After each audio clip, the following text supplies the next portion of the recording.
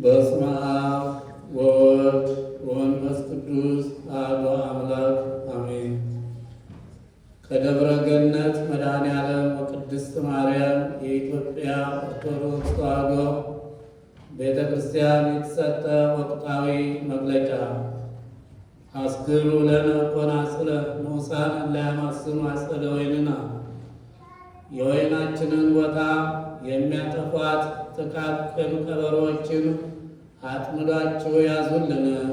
መኃልየ ምዕራፍ 2 ቁጥር 15።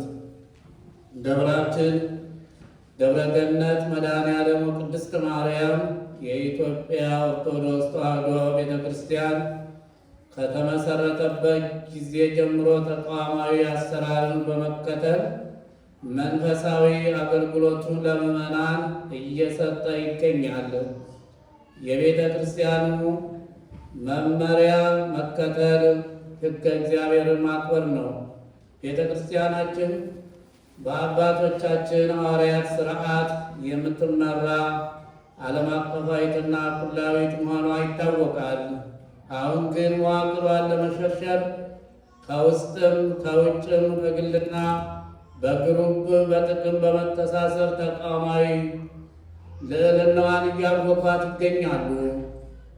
ይህንን የሚያስከብር ተቋም እየተዳከመ በመምጣቱ ሸክሙና ሐዘኔታው በሕዝበ ክርስቲያኑ ላይ ጎልቶ መታየት ከጀመረ ውሎ አድሯል።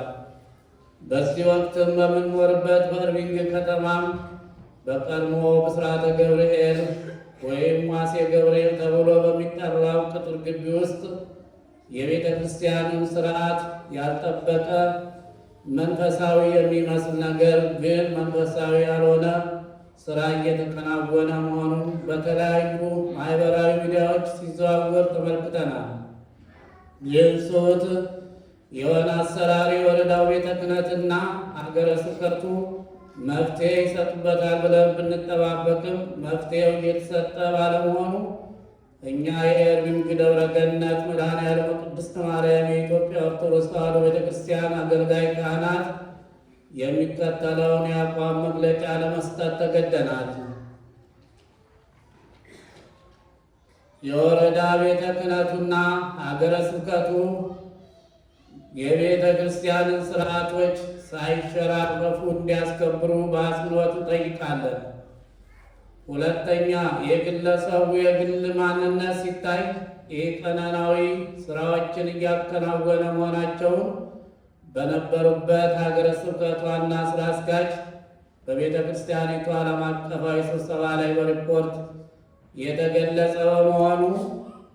ሦስተኛ፣ በቤተ ክርስቲያናችን አስተምሮ የማጥመቅ ሥርዓት በአገልጋይ ካህናት እንጂ ከተማ ለከተማ እየተዘዋወሩ የገንዘብ ማግኛና የግል የገንዘብ ፍላጎት ለማሟላት የሚከናወን በመሆኑ።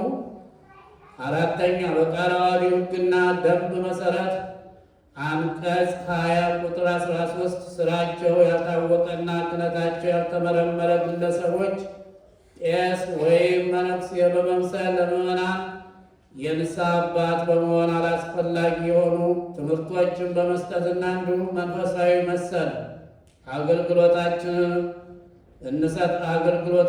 እንሰጣለን በማለት ችግር እንዳይፈጥሩ የሚመለከተው አካል እንዲቆጣጠር በመደንገጉ ከላይ የተጠቀሱትን የሕገ ቤተ ክርስቲያን ጥሰቶች ደብራችን እንዲሁም በአካባቢያችን ለሚገኙ ምዕመናን የምናስረዳና ከዚህ ኢቀኖሚያዊ አካሄድ ራሳቸው እንዲጠብቁ ተከታታይ በሆነ ትምህርት የምንሰጥ መሆናችን እያሳወቅ፣ በዚህ ምክንያት በከተማችን የሚፈጠረውን ችግር ወረዳ ቤተ ክህነቱና የሀገረ ስብከቱ ኃላፊዎች የሚያስከብሩና ይህንን ኢቀኖሚያዊ አሰራር ከሚያበረታቱ አካላት ጋር መንፈሳዊ አገልግሎት አብረን የማንሳተፍ መሆናችንን ልናሳውቅ እንወዳለን።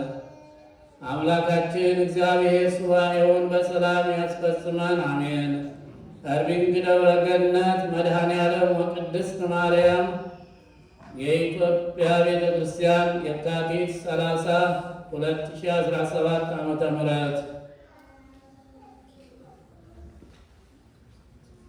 ይህ መግለጫ እንግዲህ ተሰጥቷል።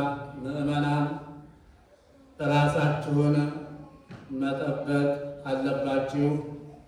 ይኸው እንደምታዩት በወንጌሉ ላይ ሐሰተኛ ነቢያቶች ይመጣሉ የሚባለው ይሄ ነውና ጸበልን እናጠምቃለን እያሉ ከስርዓተ ቤተ ክርስቲያን ውጭ ስለሆነ ማንኛቸውም ምዕመናን ራሳችሁን ማወቅ ያስፈልጋል። ብሎ መወናበድ አያስፈልገንም። ይህ ነው መግለጫው። እንግዲህ ወደሚቀጥለው ፕሮግራም ወስዳቸዋለሁ።